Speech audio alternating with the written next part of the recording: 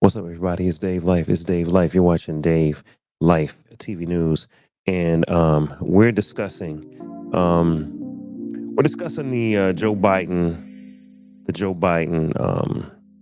step down. Joe Biden has decided to step down from the Democratic National Convention as the nominee, and he is endorsing Kamala Harris.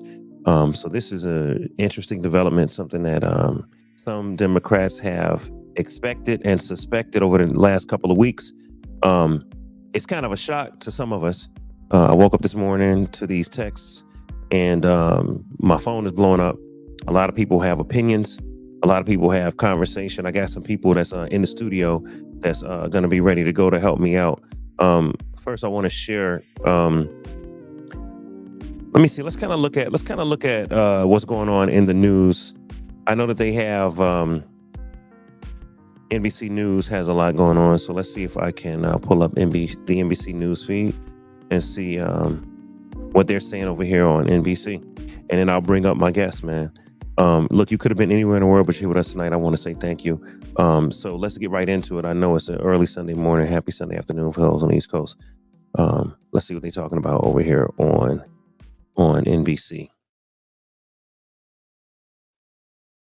Him all his jobs, also put him in the United States Senate. There's a reason that Peter Thiel himself is not running for office. It's because he believes that democracy and freedom are not compatible. It's because he thinks everything's gone downhill since women had the right to vote. He once proposed that America not only should be abandoned, but it should be abandoned by conservatives for shipping containers that they should float into the ocean and govern as libertarian paradises, right? I mean, this is not normal stuff. And this is the guy who created J.D. Vance. He is only 39 years old. He has essentially been Peter Thiel's intern for his entire adult life. Honestly, it doesn't matter who's going up against him. With Kamala Harris at the top of the ticket, nobody is going to pick Donald Trump and that guy instead of her. What about the people, and I'm getting messages like this from friends of mine, girls, women, who are worried about sexism, worried about having a woman at the top of the ticket, worried because they thought that Hillary Clinton lost because this country was too sexist to elect a woman? Yep. I mean, yes, but does that mean that a woman should never run for president? Nope. And at this point, the vice president of the United States is Kamala Harris. She's done an able job as vice president. She has the endorsement. So right now they're discussing Kamala Harris as the endorsed nominee for the Democratic National Convention.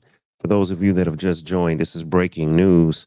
I want to share with you the actual tweet. If you haven't seen it, I want to share the tweet. So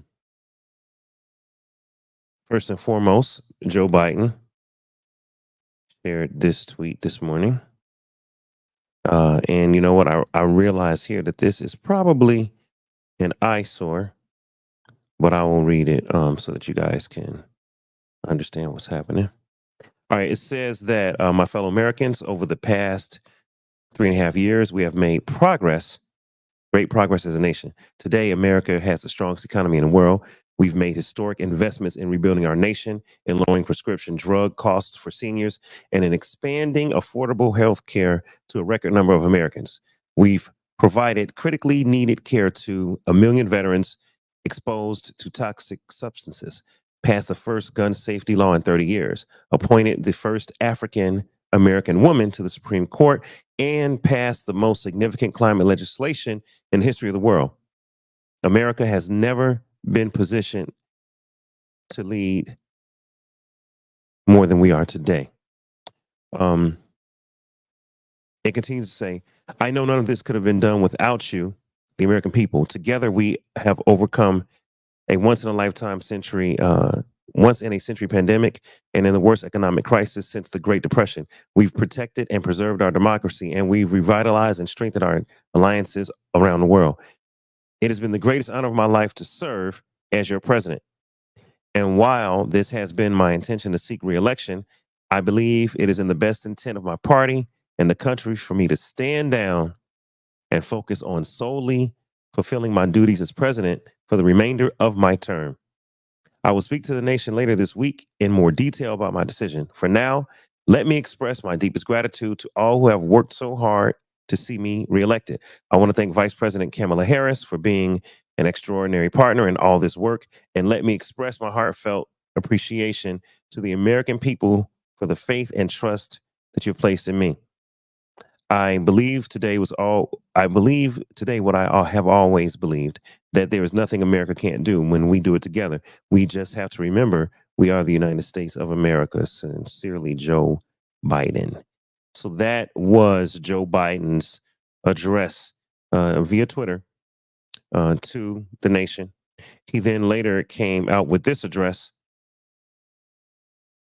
another tweet from Joe Biden, saying, "My fellow Democrats, I've decided not to accept the nomination and to focus all my energies on my duties as president for the remainder of my term.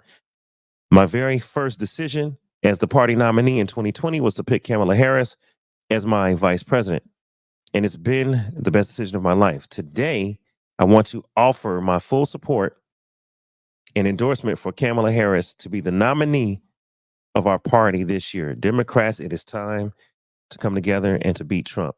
Let's do this." To help me discuss this, I want to bring my homeboy, the microphone fiend, to the stage, and my other homeboy, Big Corey G, to the stage. I see you guys, man.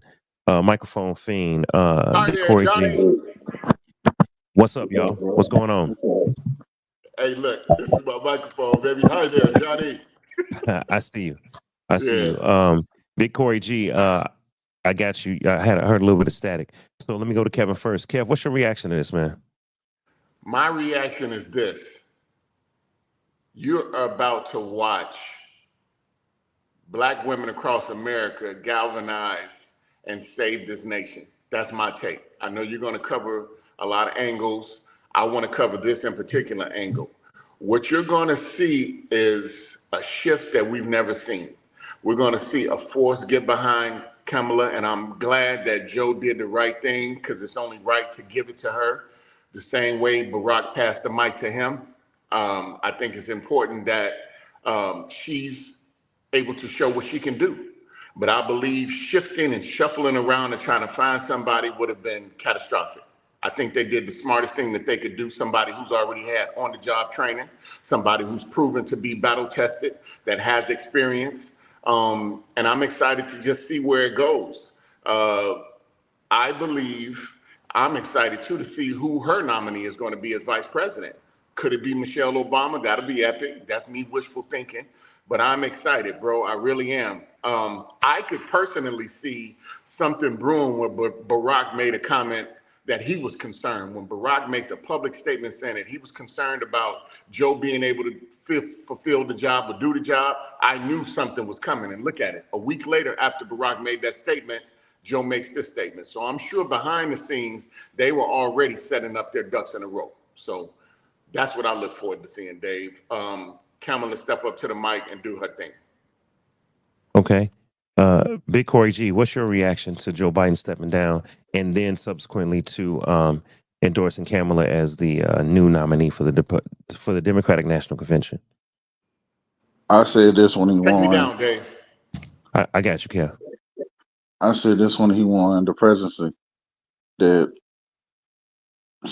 Kamala was going to be endorsed one day.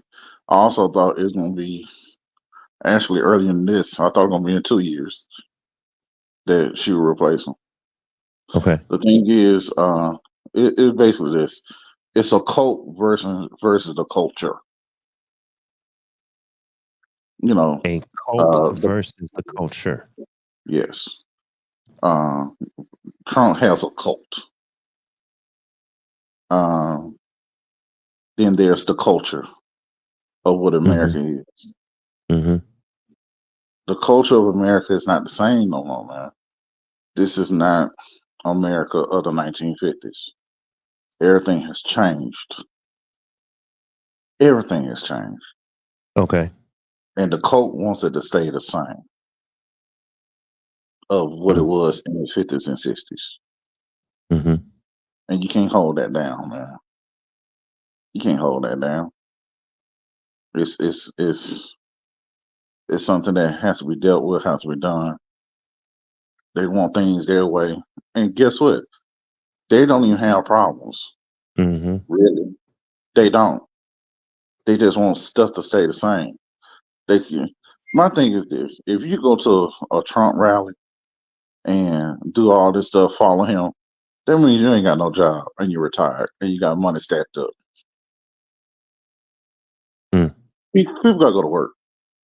Yeah. That's why you really don't see hardly none of us at no rally. Cause we gotta go to work. Do you They think hold that rallies on a Tuesday and a Thursday. Come on now. do you think that Biden should have stepped down or no?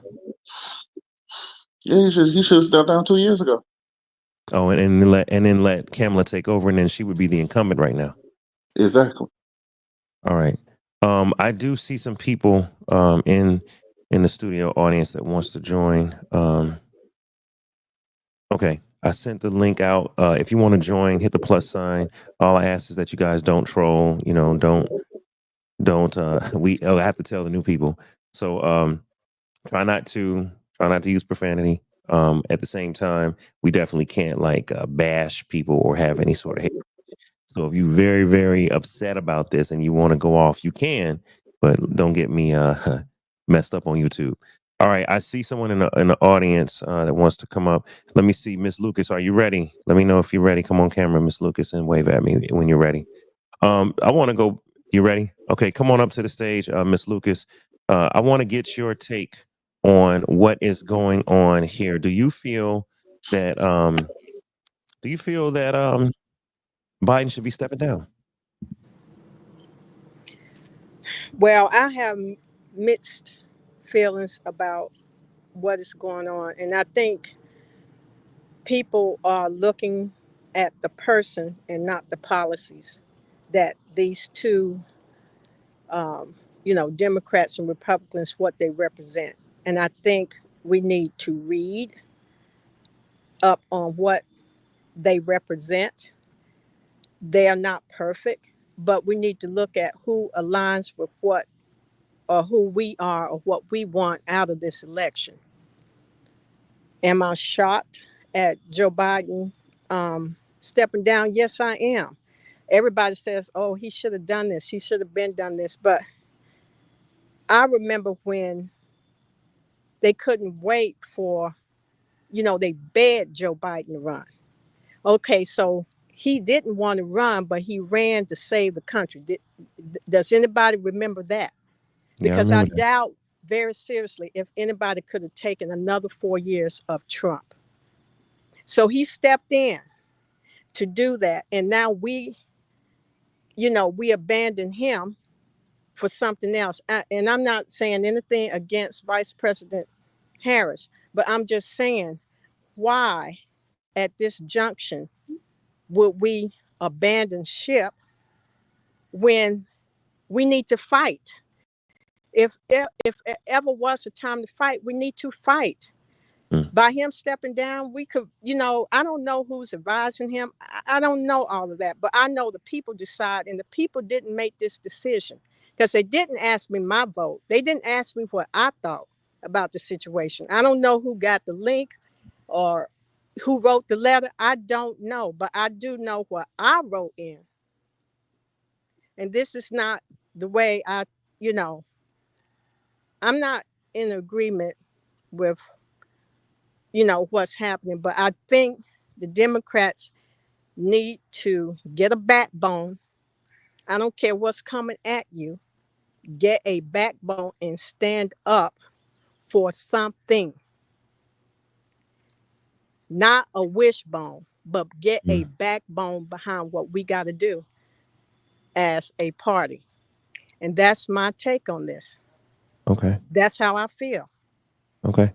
I respect that 1,000%. I want to let me see if I can play this clip, Miss Lucas. Now, I'm a lifelong Democrat. Let me bring Big Corey G back up. You ready, Big Corey? You got to salute and waves. Let me know you're ready. All right, Corey's ready. All right. So I want to get you guys' take on this. I'm a lifelong Democrat, right? I've been voting blue ever since Clinton, ever since I could vote. And I believe in the Democratic Party. I just want to put that out there for those that are watching. But I try to stay unbiased. I want to share this clip of President Biden on a podcast with Speedy Mormon, one-on-one with Speedy Mormon. Speedy Mormon is a hip hop podcaster. This is significant to people that listen to hip hop, and it was basically showing how President Biden was struggling with being coherent, and I think it's important that we see it because it gives some context to why he may be stepping down. Let's take a look. Are you a Zionist? Yes. Now you'll be able to make a lot out of it because people don't know what a Zionist is. Do you know what a Zionist is?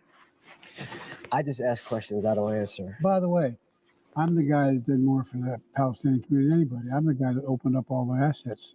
I'm the guy that made sure that I got the Egyptians to open the border to want good goods to do, medicine and food and what's happening is.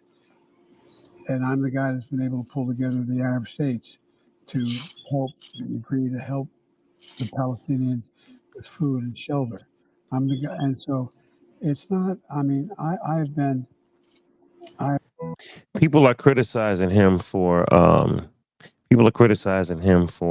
I guess, not being able to keep sentences and thoughts and a flow of consciousness. And there was another clip where he said that he was Barack's vice president in 2020. And Speedy Mormon looked at him like, no, that was 2008. Why would you say that? So, and I'm only playing that clip not to embarrass the president, but to say that this is some people's contention is that, is he really still fit for duty? So let me get a reaction to that. Corey, how do you feel about seeing that clip and him struggling to keep a flow of consciousness or flow of thoughts? Did they do that to Ronald Reagan? No, they didn't. From my perspective, they let Reagan go ahead and Exactly. And from what I heard, he had full blast dementia for his second term. He that's why he said, well, some of the time, well, that's what he was doing. You can have those. I mean, I'm not an older person yet, but I just feel like if he understands, and my thing is this, is he's at the point where he's too far gone, he's doing the right thing. Because, that's why I said earlier, he should have left 2 years ago when it was already a little bit slippage with, and say, hey, I'm not where I should be. And he's what, how old is it, 84? 80, 81, something like that. Bye. Yeah, and I also feel like the president should, they should, nobody should be president at a retirement age. You should be retired. Because everything has changed. If you look at the percentage of people of a certain age group, it's not the same, it's not equal. So, and also, I think Barack Obama is the only baby boomer that's ever been president, I think. And everybody else has been like Trump, Biden.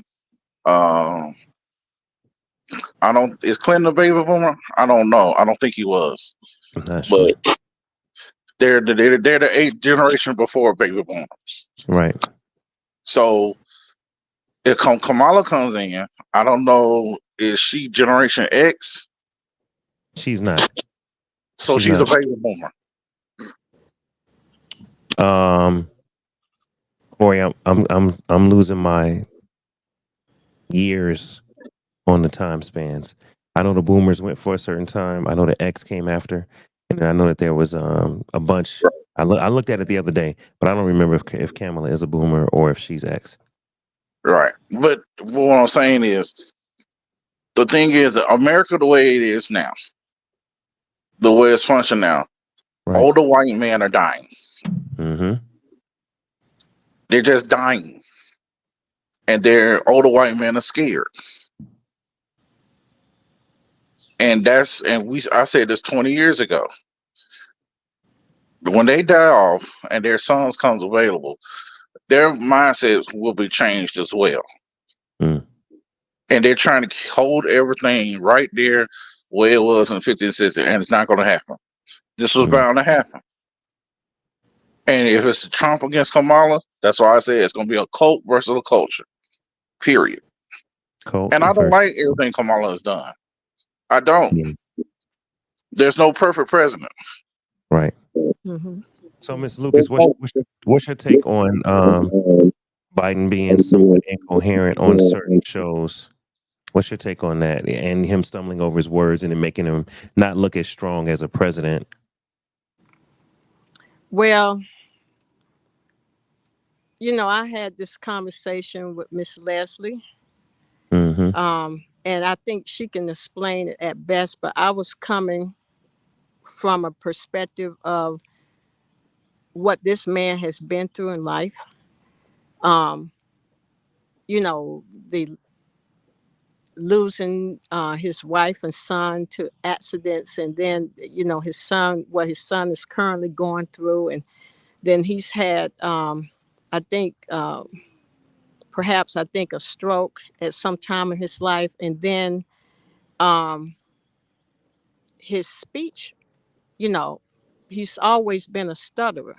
Yeah, I know that for And sure. so, and I don't think people understand, and like I said, Miss Leslie can really explain stuttering, because stuttering, there is no cure for it. And just because he stutters doesn't mean that he has some type of medical problem going on. But I do think, and because I'm in education, I recognize that when people stutter, sometimes they cannot process fast enough, or they're trying to hear what other people are saying and trying to Right. respond. It doesn't work that way for a person that has that issue, and that is an issue that he will carry with for life. He just compensates for it, just Yeah. like anybody else would compensate when there's no cure for something. Yeah. um Well, I do have Miss Leslie on the line. She should be able to speak to that. yes, I would like her to explain how the stuttering, what's the impact of stuttering on an individual, and how that really works, because I don't think people really understand that part of his life. Okay. All right. Let's see. Miss Leslie, are you there? Yes, can you hear me? Yeah, we got you. Welcome to Dave Life TV News. Well, So I'm happy to be here. I want to know your opinion. We have you on the line here on the phone, so we can't get you on camera. But give us your take on let me see, can I get your thing here? Okay, yeah. Give us your take on number one on Biden stepping down, and then number two, the effect of his stuttering condition on, I guess, the appearance of him not being able to put words together. Is it just the stuttering, or is it possibly something else going on there? Well, let me start with the stuttering. First of all, stuttering is an incurable condition. It is related to the motor skills. It's like jumping in a rope. It's about timing. When you jump double dutch, you have to have the perfect time to jump in before you cause the rope to stop. Stuttering is the same way. Stuttering has to do with the ear of the listener. If you listen to a stutterer and you look at them a certain way, they anticipate that they're going to stutter. Then they struggle to get the words out. And once they get the words out, it's hard to move on to the next word. So it's a difficult situation. He's been a lifelong stutterer. He's had years of therapy.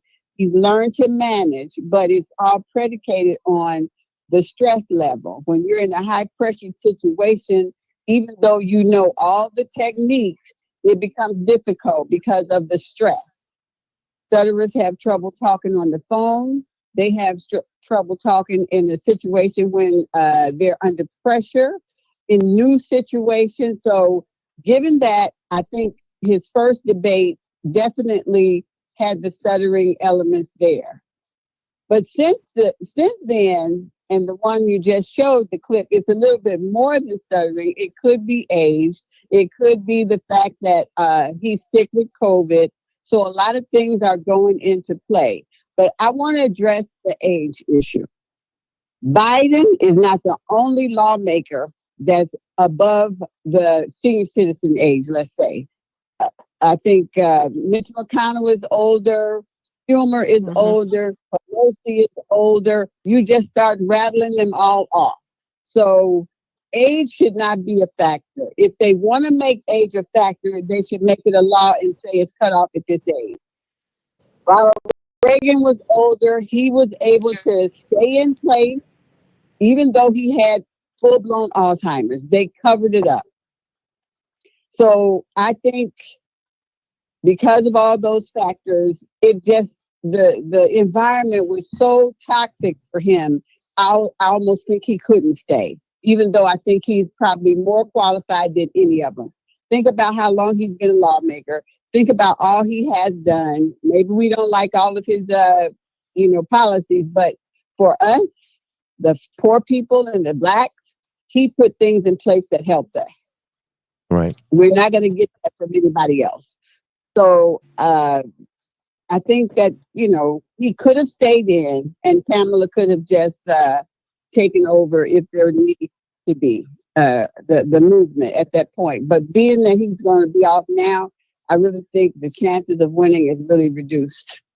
Because I just don't think people are going to vote. They didn't let Hillary in, and they certainly not going to vote for Kamala. I think the women will rise up, but we can't do it by ourselves. Yeah, the problem right now that the Democratic Party faces is that the election is in a couple of months, right? It's in November. Yep. So you've got August, September, October, and half of November. So you really got like 3.5, 4 months. It's gonna be difficult. It's gonna be difficult for the Democratic Party to nominate anyone other than Kamala and have any sort of momentum, because they have to get into the national spotlight. They got to capture the hearts of the Democratic Party. Then they got to capture the minds and the hearts of Republicans that are on the fence, or liberals or independents that are on the fence. So you're going to have to get people to vote for a candidate that we may not know much about on a national level. If we follow the details, we might know a lot about whoever they assume or whoever they pick other than Kamala. But if we're not following it like that, like the average person doesn't follow politics like that, and I can tell you the average young person doesn't follow politics like that, the Democratic Party has a lot to overcome. Let me say this. The reason I think they can't put anybody in, it's too late. There's not enough time or consensus to put, like, who would they pick? They can't just pick somebody arbitrarily. They have to have a process. We really picked Kamala. She was on the primary ticket. So she is the one that we have to go with.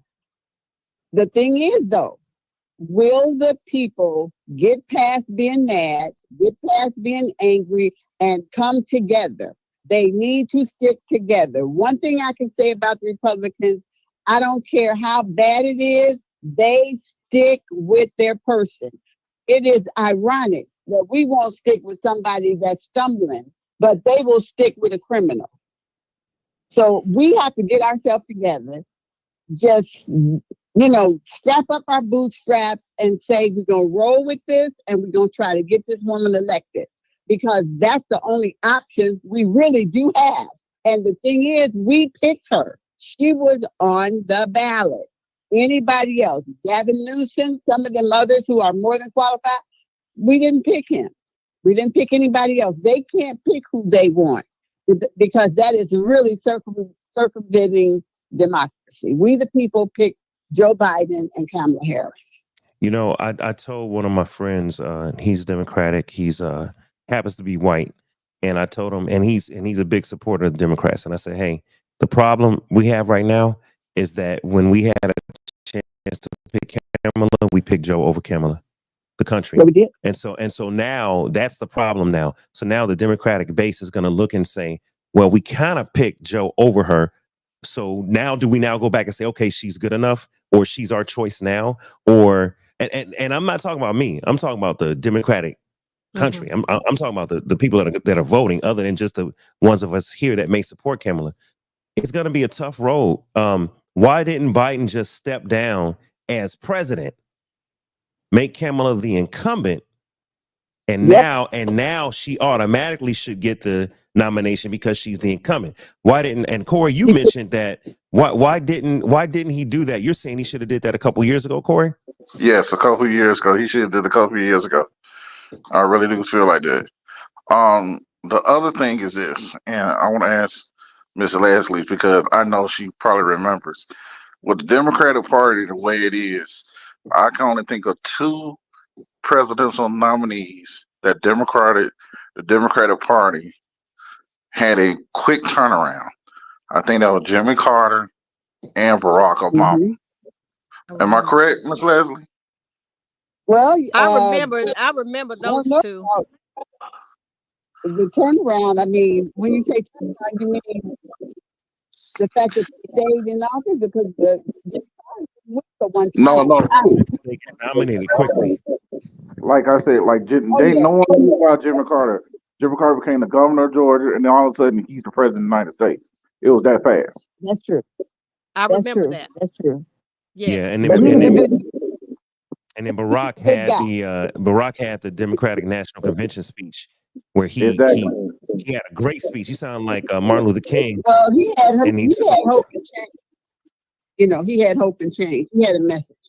what we're saying is he burst upon the national scene quickly. That's what we're saying.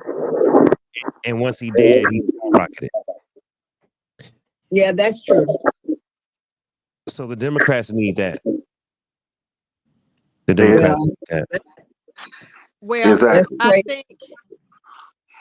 I think, you know, what Miss Leslie said earlier is, you know, as a common statement's made, it's going to take an act of Congress to push Harris.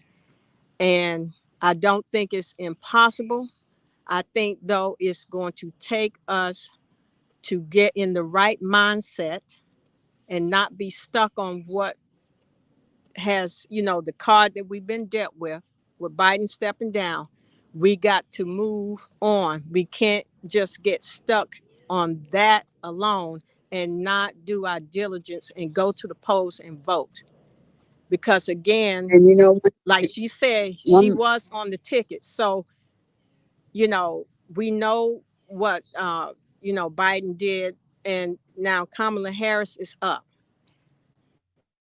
It is her turn to run. It's been placed on her to run. So now we must act and we must come together and we have to vote. We have to vote. And we can't be making all these decisions. Go ahead. Go ahead, Miss Miss Leslie. Go ahead. Yeah, I was going to say one thing I want people to try to keep in mind. You know, this is not a time to become a rebel. If you don't like the person, you have to think about the overall state of our country. Do we want to have a democracy or not? We know what we're going to get with the Republicans. They've said it over and over. The Project 2025 is going to take us back, I don't know how many centuries, but we need to just say, you know, we only have one candidate that we can probably vote for. If we just do a stray and go, you know, vote for this person or that person because we want to make a statement, then you're hurting America. Yeah. Oh, I agree. Hey, Dave, can I say one more thing real quick? Yeah, absolutely. Go ahead. So I really feel like this should start to be a shift for Generation Xers and Generation Zs to be able to say, hey, how do I want the country to be for the rest of the time from our children and our children's children? Because, like I said, we already had it one way, and now you're trying to bring it back to it was in the 40s, 50s, and 60s. Nobody wants that. Excuse me, let me rephrase that. No, no minority wants that at all. If we want to be true Americans and with equal opportunities where it's supposed to be, we're not going to have that the way they're trying to go. And I don't want to, that's the thing. It starts with, I feel like this. The Congress is the city ordinances. It starts with the city government, the state government, and then the United States government. We have to change all of that and have people who are strong and don't just vote, just know who your local people are. Just know who your state people are. It's not just about the president of the United States, it's about everyone. Because the president can only do so much with a weak, I say this, if he has a weak Congress, Mm-hmm. there's nothing's going to happen. Nothing. It'll stay the same. Or things will change drastically if we have someone like Trump. Always have a strong Congress. Also have a good city government, a good state government. It starts small, then big. I got a question. Yes, sir. I'm gonna play devil's advocate. Go ahead. Can anybody beat Donald Trump right now? Yeah. And what I mean by that is, if you look at America being a white majority white nation, okay, black people comprise about 14 to 16% of the populace, if we believe current census numbers. Could be more, but if we just go with the numbers that are tracked, we're only about 14, 16% of the population. Donald Trump just survived an assassination attempt. Some people don't believe it's real. I personally believe it's real because I've looked at all the news things and the medical things, and I'm like, nah, that was real. Okay. And I don't think anybody would be dumb enough to risk their life with a sniper just to get sympathy votes. But this man just survived a shooting. His base got riled up. He's now picked a vice president in J.D. Vance that was originally a Democrat, originally opposing Trump, and then came over to kind of support Trump. So he's kind of seen in the middle. Whereas if Trump is an extreme MAGA, right on the right, then I guess JD is somewhere in the middle.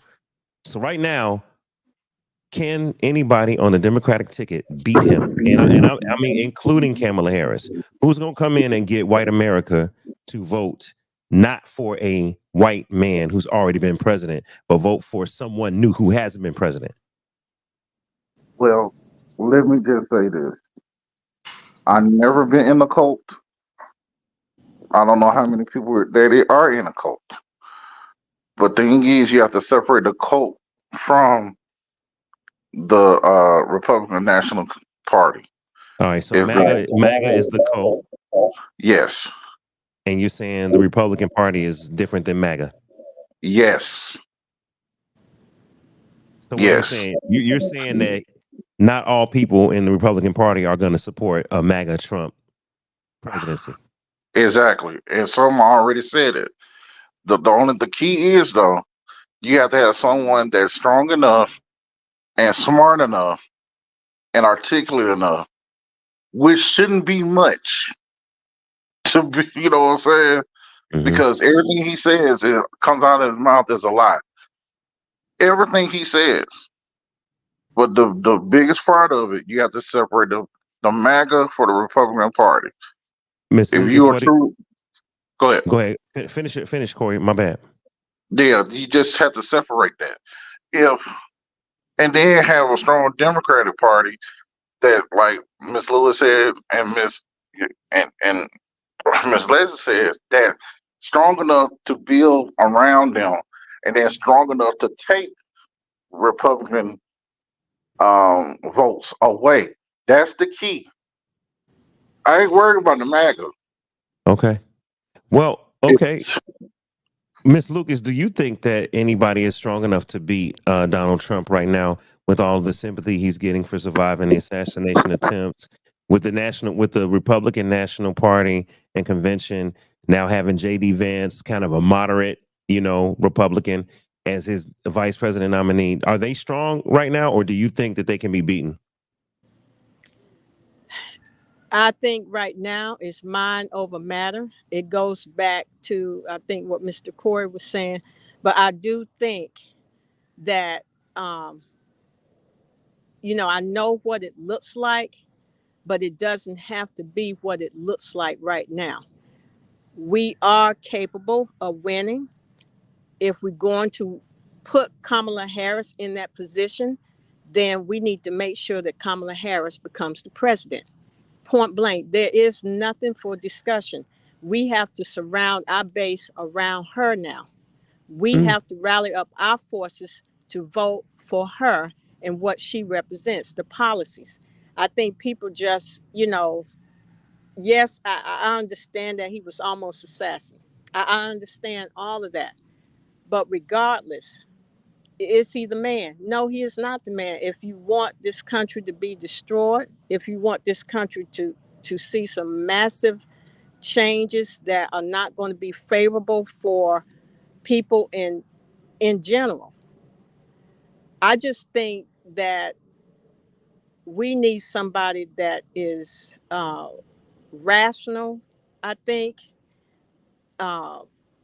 that can really process and think through what needs to happen in our country, and that can carry out, and be able to articulate to other countries, because we are in a situation right now. Everybody wants to blame Biden for the inflation. Well, that's not true. He inherited what was left behind. We had to deal with that. And nobody ever talks about Ukraine with that situation being what? They're the largest, the country that produces the largest percentage of grain, and you got Russia fighting that. So, yeah, bread and everything else is going to be up. Yeah, I agree. And, one thing about a Trump administration is Trump is really hard on NATO. Trump is really hard on NATO, and he's really easy on Russia. And that's a problem for us. NATO, that's our allies. We should never go against NATO. And Trump is really kind of relaxed on Russia. So that, to me, that's a Trump administration is not good for us. Not to mention Project 2025, which we can get into a whole nother time. So I want to go back real quick, you guys, and I want to listen to what's going on here on MSNBC.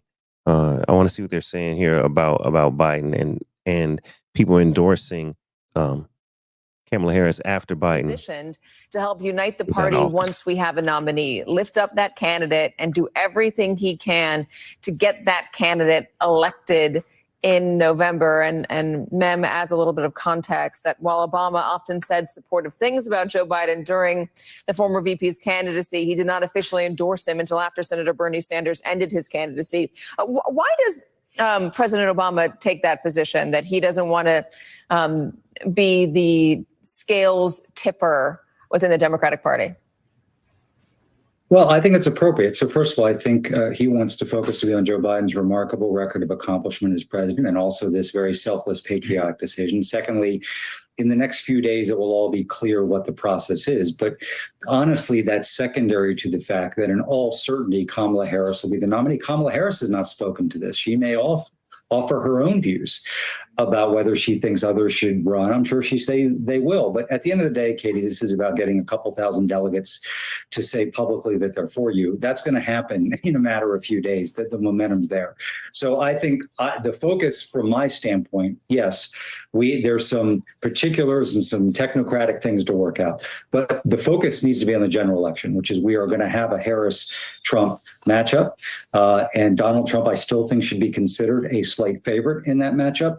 But Kamala Harris, I think, really scrambles this race, and I think will create great excitement and enthusiasm, both amongst the Democratic Party, but also voters more broadly, who I think are going to be excited that there's a new matchup here.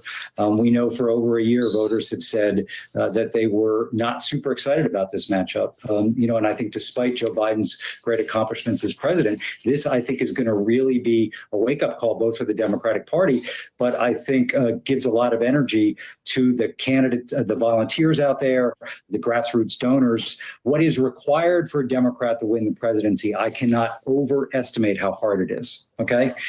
Most battleground states, there are more conservatives than liberals, and Republicans get more reliable turnout than Democrats, although we're starting to match them.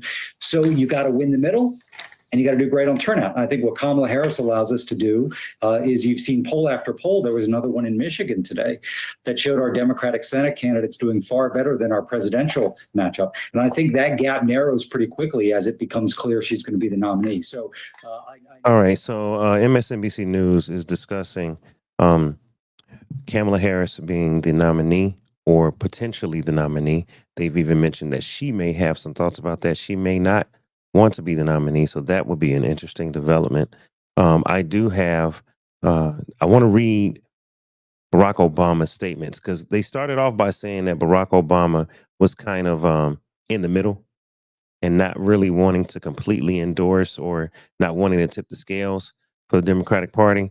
And let me read his announcement. I'll read pieces of it. As you know, President Obama can be a little bit verbose, but I'll get to the bottom of it. All right, it says, statement from President Obama on President Biden's announcement. Joe Biden has been one of America's most consequential presidents, as well as a dear friend and partner to me. Today, we've also been reminded again that he's a patriot of the highest order. 16 years ago, when I began my search for vice president, I knew Joe's remarkable career in public service. But what I came to admire more was his character, his deep empathy and hard-earned resilience, his fundamental decency and belief that everyone counts. All right. He goes on to say this outstanding track record, after he enumerated some of his accomplishments. This outstanding track record gave President Biden every right to run for re-election and finish the job that he started. Joe understands better than anyone else the stakes of this election, how everything he has fought for throughout his life and everything that the Democratic Party stands for will be at risk if we allow Donald Trump back in the White House and give Republicans control of Congress. I also know Joe has never backed down from a fight. For him to look at the political landscape and decide that he should pass the torch to a new nominee is surely one of the toughest in his life. But I know he wouldn't make this decision unless he believed it was right for America. It's a testament to Joe Biden's love of country and a historic example of a genuine public servant, once again putting the interests of the American people ahead of his own, that future generations of leaders will do well to follow. We will be navigating uncharted waters in the days ahead, but I have extraordinary confidence that the leaders of our party will be able to create a process from which an outstanding nominee emerges. I believe that Joe Biden's vision of a generous, prosperous, and united America that provides opportunity for everyone will be on full display at the Democratic Convention in August. I expect that every single one of us prepared to carry that. I expect that every single one of us are prepared to carry that message and hope and progress forward into November and beyond.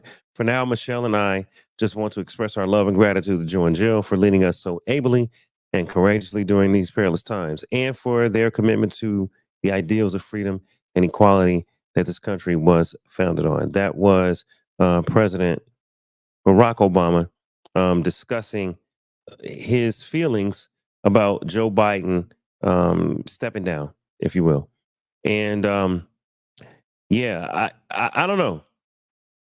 Corey, tell me how you feel, bro. Like, how do you feel about Barack kind of being in the middle? Is he really in the middle? I think he What? just. This is how I look at it, and I don't know if I ever told you, but this is how I feel about every president that's ever been president that's not president no more. Mm-hmm. I always feel like I told you my favorite president is Jimmy Carter Mm-hmm. because he always stayed present with the United States. He never really retired. He still worked for the people. Habitat for Humanity. He's done stuff for. He won a Nobel Peace Prize after he retired. This is how I look at somebody as someone who wants to make change in the United States. I don't look like I don't see Barack Obama as that person. He's not in the middle. He's just a former president. He's really just retired. Does any president after they done anything really care about what's going on anymore in the United States? Because they're not staying present. They're not saying anything. I don't see them doing anything. They might open up an office in Harlem like Bill Clinton did, but I don't know what else he's done. They stay quiet. Why do you stay quiet? What's the purpose of you staying quiet? You can groom other senators, whatever, and say, hey, this is where you should go. I don't see them doing that. Oh, I'm done being president, so, I'm retired now. I ain't got to do nothing. Which I understand. I mean, that's your choice. Yeah. But if you really want to be the service of the people in the United States, keep servicing. Trump wants, look, Trump is Cobra from G.I. Joe. He is every evil person that's ever tried to fight 007. Why are you so mad? Why you want to get this done? He don't care about America at all. He wants to get this done, this done. He's trying to save face for himself. Nobody else. He don't care who vice president beside him because he don't care. He want to kill his own vice president. He don't think about it like that. Yeah, Trump is something else, man. That's my point. For him to sorry, I gotta echo Corey. For him to go against Mike Pence, his own vice president, Trump is not really, in my opinion, he's not for America. He's for his own personal interests. Ms. Leslie, are you there? Can you hear me? Yes, I can. What is your take on Barack kind of being in the middle ground?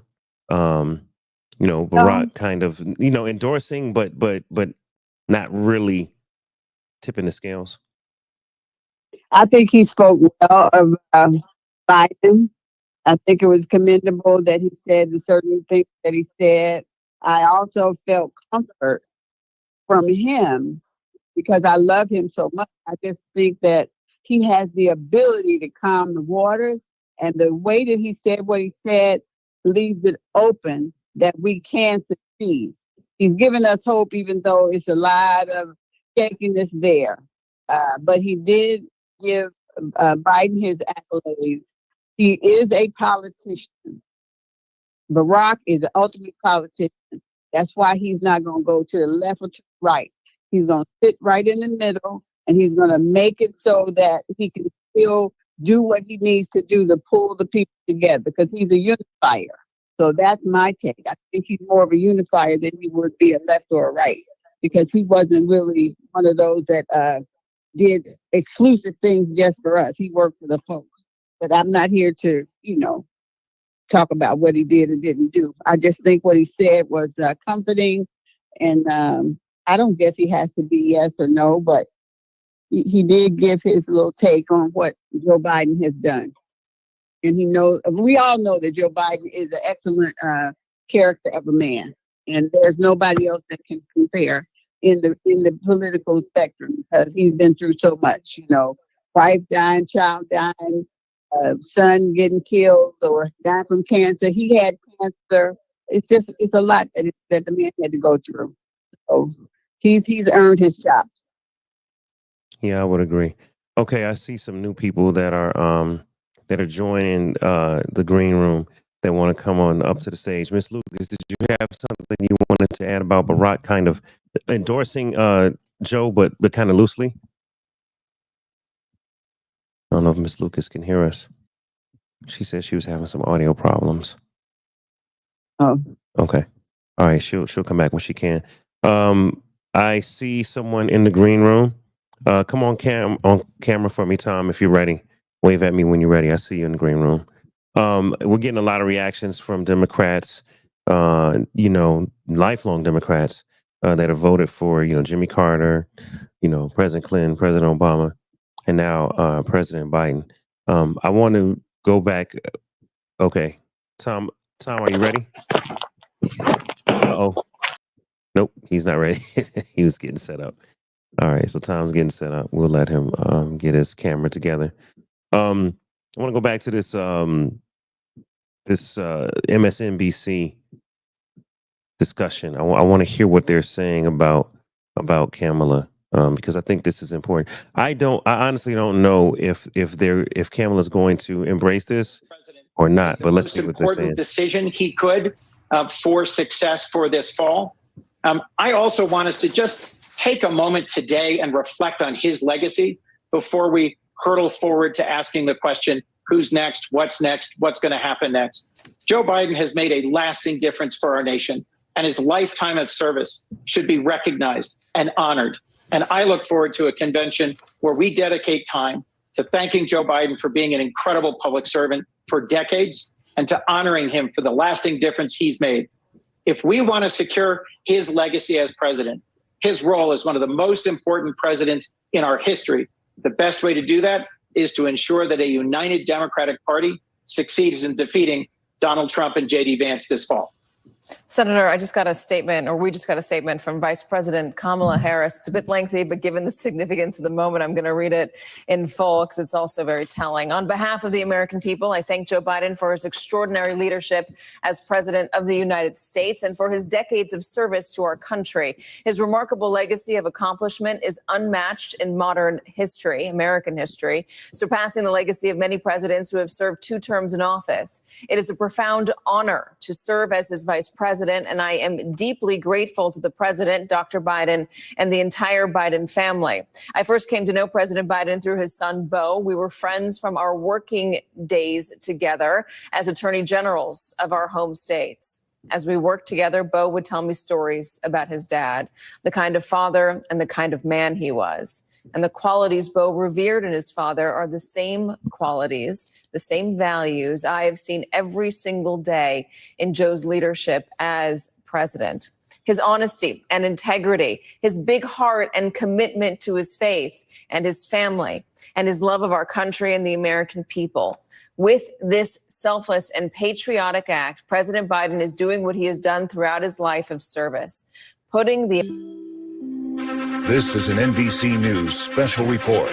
Here's Hallie Jackson. Good day. We're continuing our breaking news coverage here on NBC News. President Biden dropping out of the 2024 presidential race, withdrawing from the ticket after weeks of pressure, both publicly and privately, from elected Democrats, and endorsing his vice president, Kamala Harris, to take over the top of the ticket. It is a significant development, an extraordinary one, but not altogether unexpected. The president himself has sounded a defiant note now for weeks, but today in breaking news, just within the last couple of hours, he's releasing a statement saying that he believes it is in the best interest of his party and his country for him to stand down and, in his words, to focus solely on fulfilling my duties as president for the remainder of my term. We do expect to hear from President Biden at some point later this week in an address to the nation. But I want to bring in now. Hold on, guys. So I have some new people to the stage.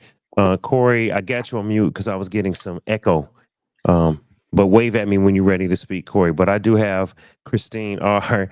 And I have Tom Jackson. Tom is one of the political contributors on DaveLifeTV News. So, Tom, I'm going to come to you first because I saw this this morning and immediately thought about you and said, let me text Tom.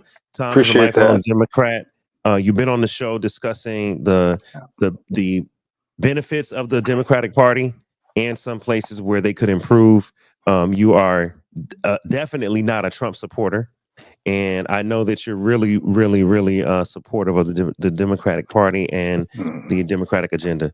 Just first and foremost, give me your reaction, Tom, to Joe Biden stepping down and then give me your reaction to Kamala being possibly the nominee.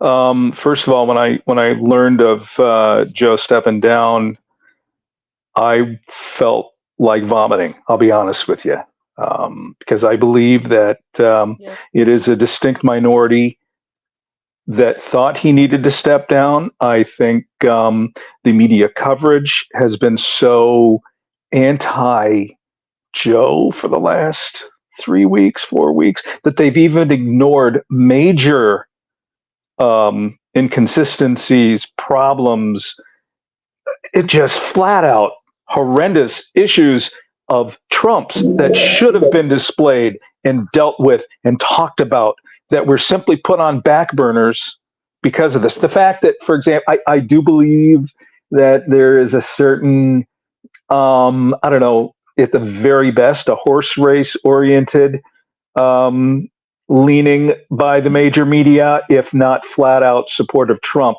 The fact that they were pulling away from MSNBC coverage, NBC News did, to make it a consolidated all NBC stream or feed.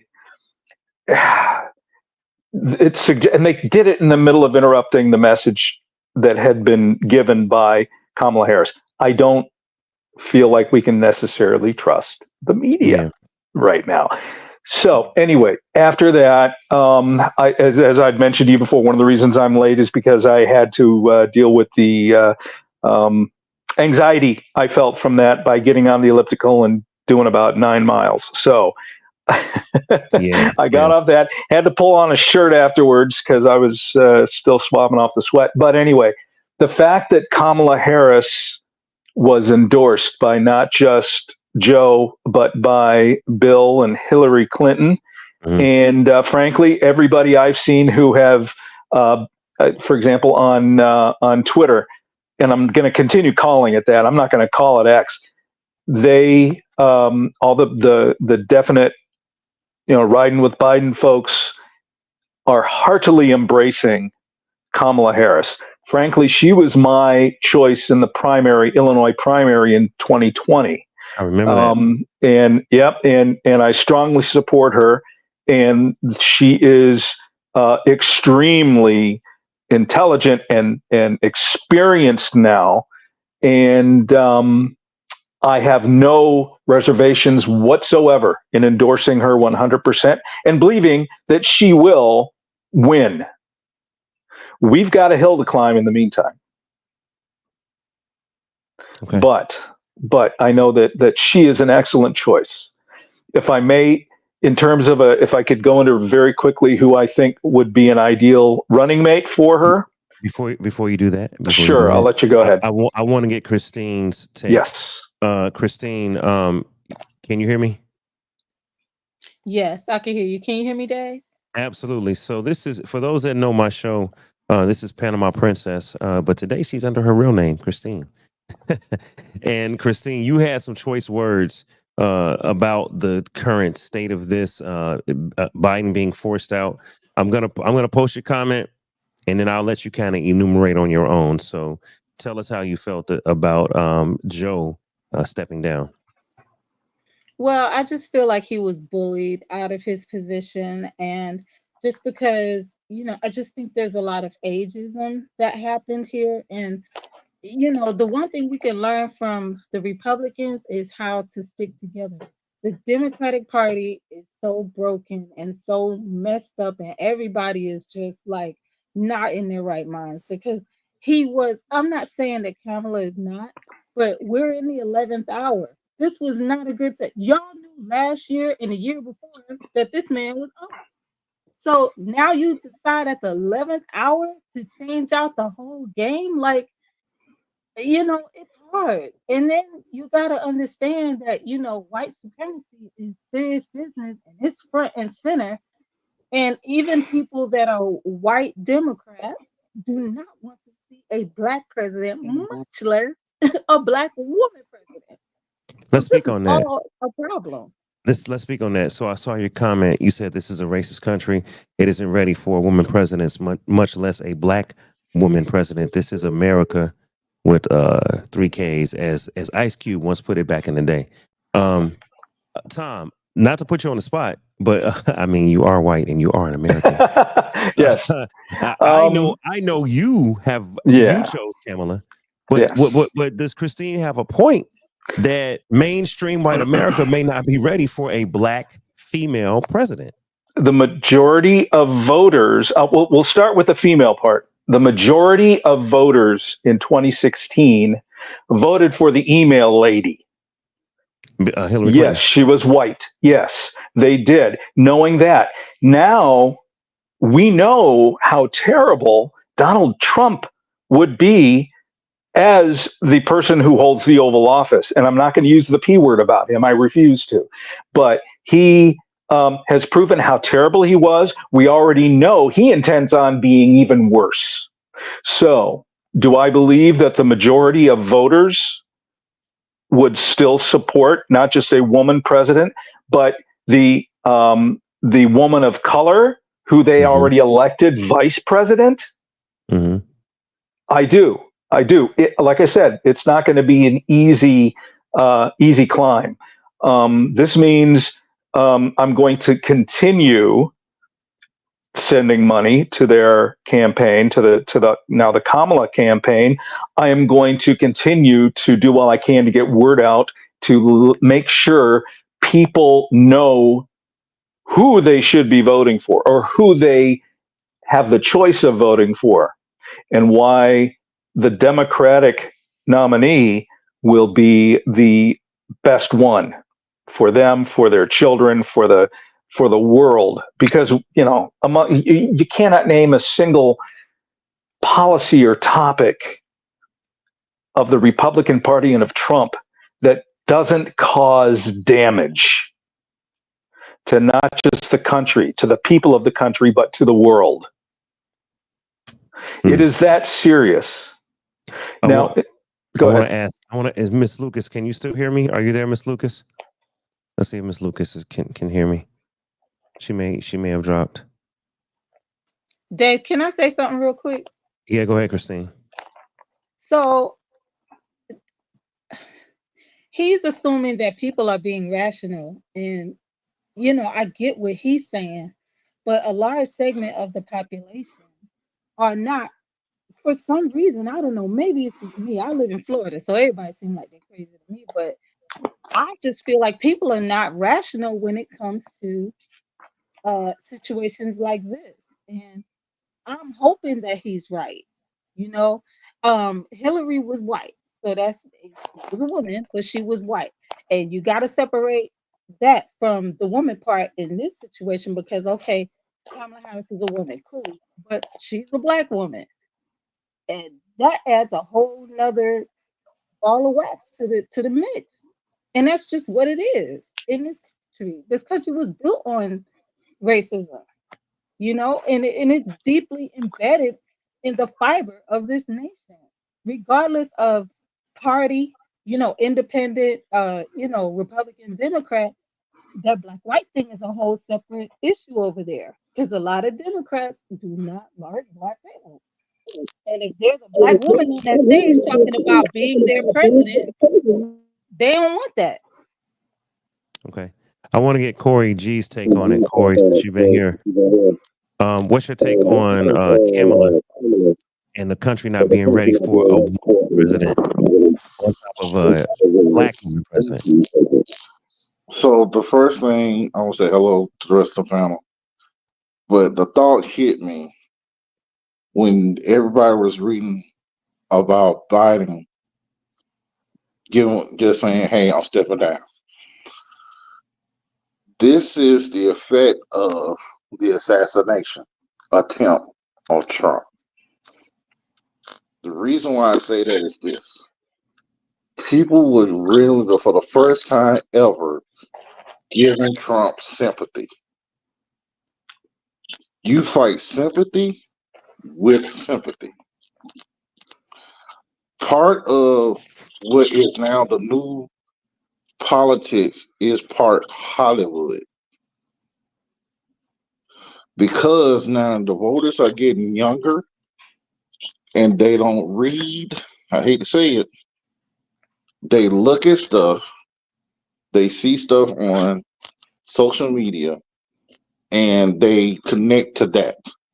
So you connect sympathy with sympathy. Hey, everything everybody just said, it sounded like a obituary that Biden just died. That's what it sounded like.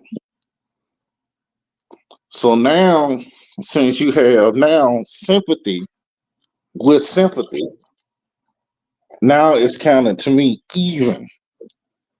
So Kamala can slide on in.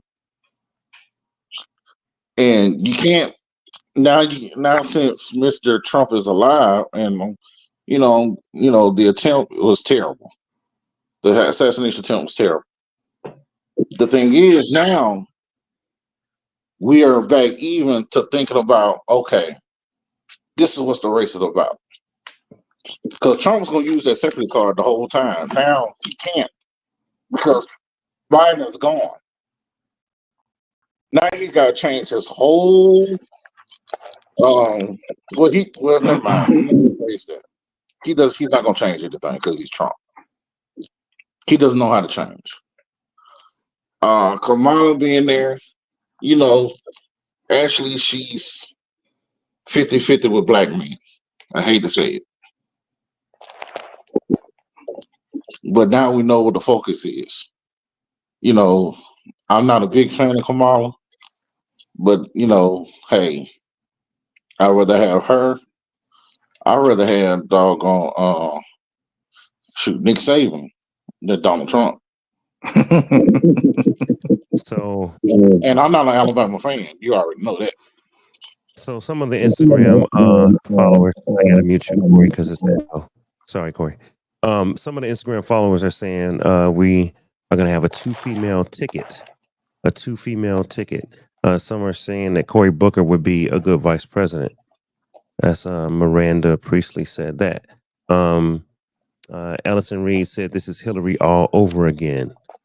Some are saying that she needs a strong vice president nominee, maybe like a Michelle Obama. And Tom, I cut you off earlier. You were going to share your thoughts on who Kamala should nominate. Give us your thoughts. Sure. Well, as a matter of fact, I just heard from my oldest kid, Nate, who works in Kuwait, and he would like to see Michelle Obama. In fact, I think he would have preferred her as the presidential nominee, but no, that's not going to happen. I know that. If Michelle were the vice presidential nominee, I think that would be an outstanding choice. Absolutely. I don't see that happening because she has expressed very vehemently that she has no interest in holding office. But we'll see what happens. In terms of just flat out the two most competent Democratic politicians or operatives or whatever, I put them in order. Stacey Abrams, who basically was the one who was able to turn Georgia blue.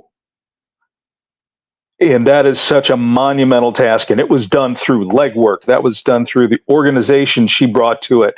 And I don't think there's a single person in either political party who is as intelligent and as capable of doing pretty much anything as Stacey Abrams.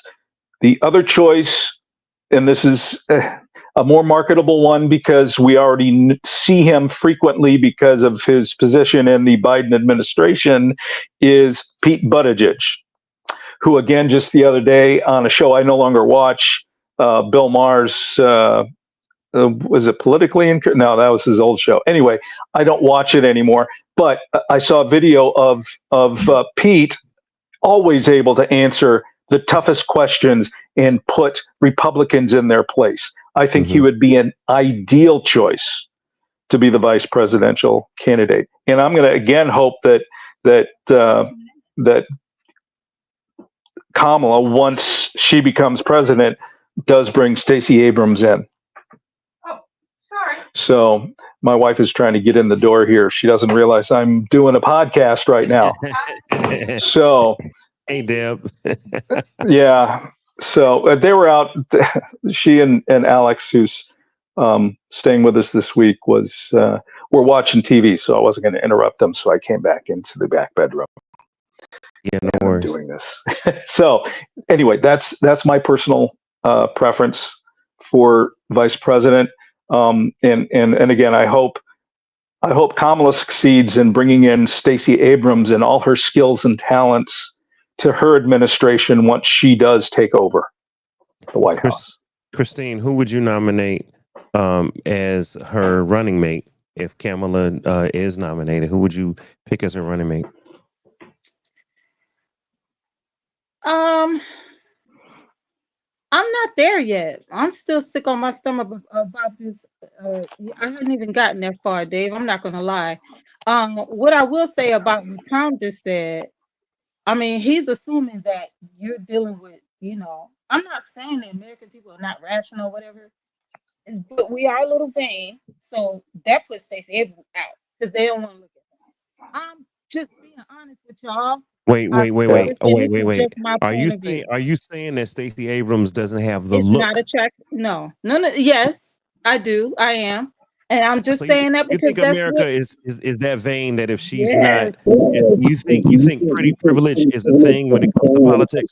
Yes, it is. And number one, that's number one. And this is just my point of view, right? Number two, the people to judge. So now you want a black woman president and a gay guy as well. These people are not good. That's a losing ticket, period. And that's just what they're gonna be looking at. And that's what Donald Trump gonna come. Y'all want to get? They already hate gay people. They already trying to take away all the rights of black and gay people. So you really think that's gonna be a winning ticket? No. We are not trying to get Trump's voters. That's the thing we got to remember. Yeah, the fact that 40% of the voting electorate would actually support Donald Trump proves that they are lacking any sense of rational thought already. And when it comes to Trump, or I'm sorry, of Biden being told he had to drop himself from the ticket because there were these undecideds who were still trying to eeny, meeny, miny, mo between him and Trump, is ridiculous, because that group, if they didn't already understand the differences between the two, are certainly lacking something intellectually. And yes, I'm kind of getting pissed about this, and not at you. I'm sorry, just at the situation and at the American electorate in general. But there are a bunch of idiots, and we shouldn't be bending over backwards to try to win over those morons. They obviously can't think rationally to begin with. So I don't see why we need to do that. I want to show. First of all, I want to welcome Quell, my man Quell, to the stage. What's up, Quell? What's that? Can you hear me? Yeah, I can. Before I get your reaction. Yeah, that was Quell. I was getting some feedback too, Quell. But before I get your reaction, Quell, I want to share this one. I want to share this page. Donald Trump has reacted to Joe Biden, basically, declining or getting out of the race. It says right here, crooked Joe Biden is the worst president by far in the history of our nation. He has done everything. Let me hold on. Is this real? Because people put anything on. Let me validate that before I read that. I need to see this on Twitter for myself. But Quell, what is your reaction to Joe stepping down and to Kamala possibly being? Oh, Quell, we getting some feedback. Let me mute myself. No. I'm gonna mute myself. But give us your reaction to Biden stepping down and to Kamala possibly being the nominee. So I guess the thing that I'm looking at is that this has probably been one of the worst elections that we I possibly lived through, because it's a shit show at this point. And I just think that it's sad that we're watching this man fall apart in front of the world, like as far as his cognitive ability and how he speaks. I think it's a good thing. I mean, I wouldn't want, if I was his family members, I wouldn't want him in front of the world like that, having all these things happen. I'm not for either party. because I'm not really a person that I feel like that there's certain things that we can do individually and in our lives that we have to take care of first before we even look at the presidency. Um, and I mean, I don't know, man. I don't know really much about her. You know, I've seen. I don't like going off of what I see in the mainstream because they only show you certain things. So I think that's the biggest thing is that we only see certain snippets of people in the mainstream media. A lot of it's biased towards whatever they think anyway. So they're not really giving you really much of what these people are really about. They're giving you what they want you to see. Okay, I can understand that. Um, yeah, I cannot confirm that the tweet I was about to read is real. I'm looking for it. I can't confirm it. So, yeah, Tom, I know you had some different takes on things. Did we lose Corey? Looks like we lost Corey.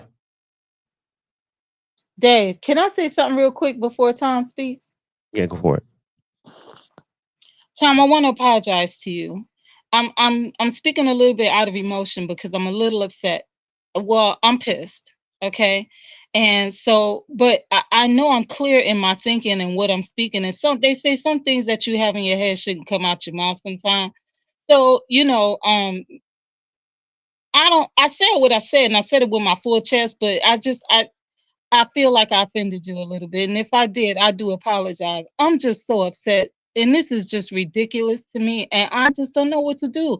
This country is dying a fast death right in front of our faces. And what I feel like we're helpless. I don't know what to do anymore.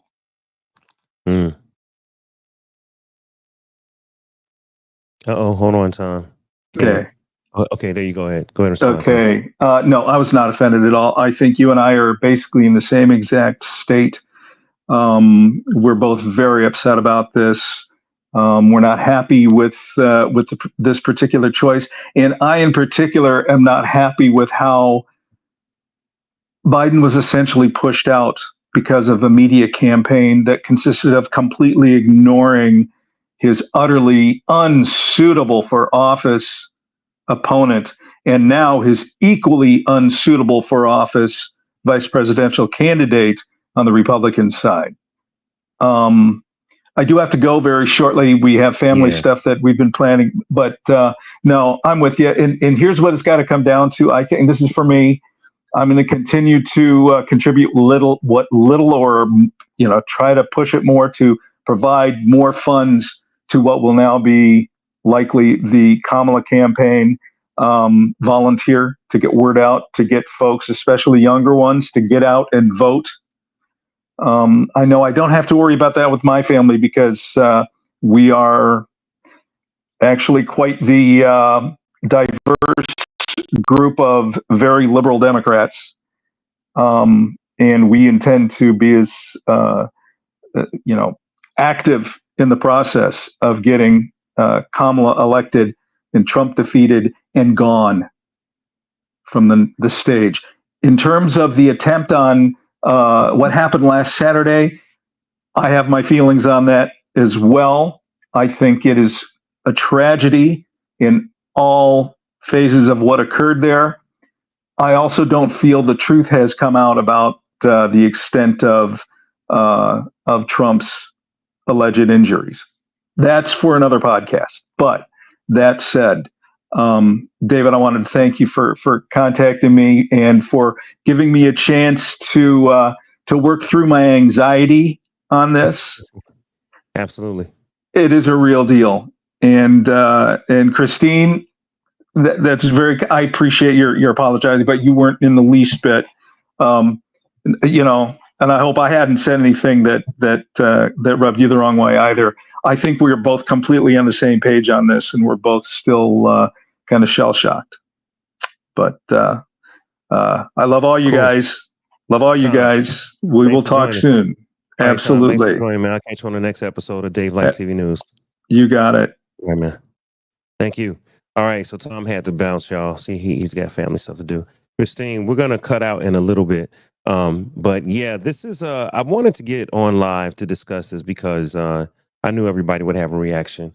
I knew that people needed to talk about things. I'm glad that you were able to soften the blow to Tom with your personal opinion. You know what I mean? So I appreciate that. Um, Anything you want to say before we head out? We see Kamala and Joe in the background. They're kind of discussing her potential nomination. And I might add, she's been silent. We haven't heard her say, yes, I'm going to accept the nomination, or yes, I'm going to go and pursue. I assume she would, but we haven't heard that yet. I'm sure there's a lot of discussion in the background. But what's your take on can Kamala do the job? And would she and who would be her vice president? To the second part of your question, oh, well, the first thing I want to say is thank you to Tom for joining and for understanding my point of view and for understanding me being upset. So aside from that, as far as can Kamala Harris do the job, I want to say yes. If you would have asked me this 4 years ago, I would have said no. But Okay. now that she's been in it and she's had a front row seat to the whole thing, because I know Joe is not just leaving her at home. She's been running the country, not as, but behind the scenes, as she should Mhm. with him. And so she knows, she's the best qualified, I think, at the moment to be A great president. point. So yes. As far as her vice president, I honestly don't know. Let me just say one other thing real quick, Dave. I'm sorry.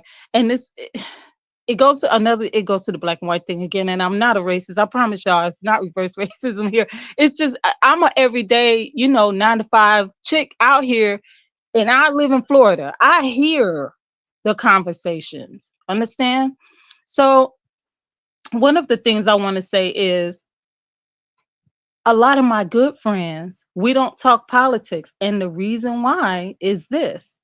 Because we're cool with everything, but we don't see the eye to eye with politics. So we just take it off the table, right? These are otherwise rational people, and they are really in love with you know who. And I just can't figure, I'm beating my head against the wall trying to figure that out. All right. So long story short, here's my thing. What I wanted to tell my good friend at work, and I'm not gonna do it, but what I'm saying in my head is, either way, whoever gets into the White House, it doesn't really affect her or her family because she white, right? But Mhm. me and my family, we shaking in our boots because we black and we got Project 2025 hanging over our heads. This is our whole life. And hanging in the balance on because of a vote. And I'm scared fucking shitless. Like I have never heard so many people talking about leaving the country. Never. I have friends who have already left, D. Mhm. And I'm scared. I'm really thinking about it. Like this is some scary shit. Yeah. I'd rather go to a Muslim country than to deal with this orange thing that has all these things in place. If he gets in that office, it's scary. I'm done. That's all I gotta say. Okay. I appreciate you for being on, Christine. You're welcome to hang on. Or you can drop. I understand it's an emotional time. I want to play this clip. Donald Trump has responded to Biden dropping out. And whenever I see tweets supposedly from Trump or anything like that, I want to validate it because I don't want to put out misinformation. But let's listen to this clip here and see what Trump said to CNN and MSNBC and other outlets. ABC's editorial producer, John Santucci. John, on the other end of this, you have former President Donald Trump's campaign. The former president is just after surviving this attempted assassination on his been back out on the campaign trail. And the Trump campaign has been notably a little bit more quiet on President Biden following this debate, a sign that maybe they really wanted to see him stay on the ballot in November. What more are we learning from the Trump campaign about how they're responding to this and also how they're preparing to now face off against Vice President Kamala Harris? Rachel, literally, as you were just introducing me, we just got a statement from former President Donald Trump. I'm going to read the entire thing, Rachel. It's posted to his Truth Social account. It reads, quote, "Crooked Joe Biden was not fit to run for president and is certainly not fit to serve and never was. He only attained the position of president by lies, fake news, and not leaving his basement. All those around him, including the doctors and the media, knew that he wasn't capable of being president, and he wasn't. And now look what he's done to our country, with millions of people coming across our border, totally unchecked, unvetted, many from prisons, mental institutions, and a number of terrorists. He goes on to say, we will suffer greatly because of his presidency, but we will remedy the damage he has done very quickly. Trump goes on to end the statement, make America great again. Of course, the signature line, Rachel, as you know all too well. Listen, the Trump team in recent days, Rachel, you and I have been reporting this together, have actually backed off attacking President Biden because they see an easier path to beat Joe Biden. Now, all of which to say, as again, because you and I do this together, Rachel, we reported earlier today, our understanding at ABC News is that the Trump team had been building basically a just-in-case book to beat Kamala Harris. They've been doing research, some polling, and we know from our reporting, Rachel, that they've already looked at how they would, take some of the past statements of the vice president, now that, of course, Joe Biden's endorsed her, and start to build attack ads against her. The reality is that this is going to be a bit of uncharted waters for the Trump team because, again, for much of the last 3 years, they've been gearing up for Joe Biden. So it is going to have to be a quick pivot. They are going to have to start to spend more money, especially on ads, which, as you well know, Rachel, a big bulk of Donald Trump's campaign cash has been used really for his legal bills over the last year as he fended off the cases in New York, the federal cases by special counsel Jack Smith and the investigations brought by Fulton County District Attorney Bonnie Willis in the efforts to turn the election there. I do think the other thing that I'm hearing from my sources, and I know my colleague Catherine Folders and you were hearing it as well, Rachel, is that one of the things they're going to do is attack Kamala Harris on immigration. But seriously, though, this is a big shock to them as well. All John right. Santucci, So, yeah, so it looks like that tweet about crooked Joe Biden was real. And I think that was from his Truth Social account, as they just reported on MSNBC. So I wanted to validate, it's been validated, so I can now show it. He says crooked Joe Biden was not fit to run for president and is certainly not fit to serve and never was. He only attained a position by lies, fake news, and not leaving his basement. Yeah, this is a trip. Donald Trump is something else, man. That's all I can say. Christine, your reaction to Trump's statement. I really, I'm kind of surprised. Trump just almost lost his life, and Biden was gracious, and the Democrats were gracious during that tough time. And now, as soon as he gets a chance, he's still coming out with lies like crooked Joe Biden, and he should have never been president. He only obtained it through lies. I mean, that's kind of disgusting that he would double down when Biden is stepping down for, health issues and Trump almost, this is just killing me. Christine, what's your reaction to Trump's statement there? I don't really have much of a reaction because that's just who he is. He's just being true to who he is. A duck is a duck, a dog is a dog, and a troll is a troll. And this dude is a troll. I mean, he has zero qualifications. And he is. He's a pathological liar. That's why he could stand in your face and call you a liar and believe it, because he's the liar. But he don't believe that part. He lives in, I don't know what part of his brain that he functions out of, but it's not a rational part. And this is what people can look forward to.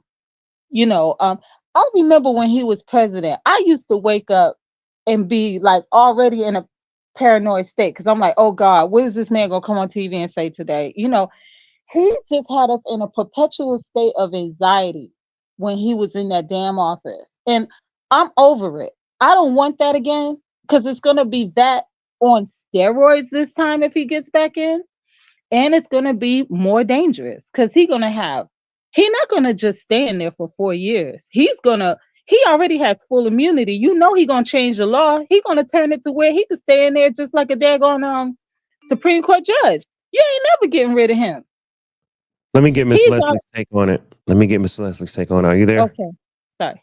Yes, Yeah. I am. So we're trying to get everyone's reaction on Trump saying something about Biden, and that's where we are right now, just covering Trump's reaction on Biden.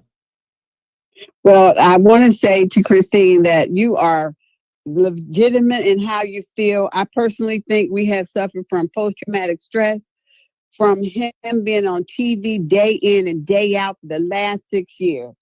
I have cut my television off. If I don't hear it from somebody or see it on a video, a text, I don't hear it. But yes, it's been traumatic. It will be traumatic. Trump, you should never expect anything more than what you see. He tells you what he's going to do. David, there's nothing strange about what he's saying because he doesn't have character. He lacks any character of what normal humans have. So he's not going to show you any empathy. He can't. I think somebody recently said he was psychotic and he had symptoms of a narcissist and a sociopath. So this is to be expected. I think we have to all just take a minute and step back and focus on the thing at hand, and that's trying to get Kamala Harris elected. I think maybe we could do somebody like, what's his name, Gavin Newsom, but I mean, everybody's not far left. So you almost have to have a balance. You might have to have a white guy that some other people can accept. I don't know, but it's going to be a challenge, to say the least. It's definitely going to be a challenge. And as far as what's happening now, I lived through the Martin Luther Kings. It was tumultuous. It was horrible. And my parents lived before that through the transition from the South to the North. They're trying to take us back there. And you have a right to be concerned and afraid because this is the thing he's saying he wants to do. You know, I don't know if they can revoke slavery, but Lord, if they could, that would be on the agenda. They don't want us to have any rights, pretty much. Yeah, Project 2025. If you guys haven't seen it, you need to read up on it. Project 2025 is it's diabolical, to put it in today's terms. It's diabolical, and it is trying to take the rights away from women, minorities, blacks, Latinos, anybody in the LGBTQ community, anyone that is a minority in America is really pushing white supremacy, is what Project 2025 is doing. So I recommend you guys study it. And I know for some of the young people that's really into Trump, this is what Christine from Miss Leslie. When I go out and look at what's out here in the news, these young people think that Trump is a hero. They're like, oh, Trump is 50 Cent. He survived getting shot. Trump is the Teflon Don. Trump tells it like it is. I like Trump. I like how he's a rebel. He ain't a normal politician.